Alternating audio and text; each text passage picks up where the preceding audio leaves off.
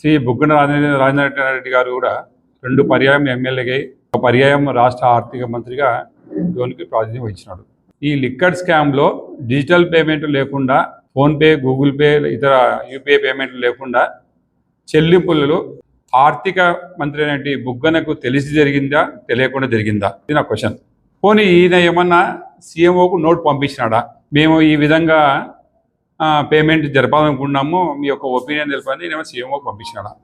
ఈ ప్రశ్నలకి సమాధానం చెప్పాలంటే ఒక బుగ్గన రాజేంద్ర చెప్తేనే బాగుంటుంది. ఎందుకంటే ఆంధ్ర రాష్ట్ర ప్రజల యొక్క విషయం ఇది. నా ఒక్కరి డోన్ విషయం కాదు, డోన్ ప్రజల విషయం కాదు.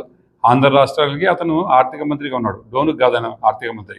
అదేవిధంగా వైకాపా గవర్నమెంట్లో ఇతను నెంబర్ 2 స్థానం అవుతుంది. నిత్యం ఢిల్లీలో ఉంటూ ఢిల్లీ పోయి ఇతను అప్పులు తేవడము, మనకేమో అప్పులు తెచ్చి కట్టబెడుతున్నారు. ఇక్కడ వీళ్ళు స్కామ్ల ద్వారా నగదు చేసుకొని వీళ్ళ ఆస్తులు పెంచుకున్నారు. అఫిడవిట్ చూపించి దాని తర్వాత మాట్లాడతాం. ఎందుకంటే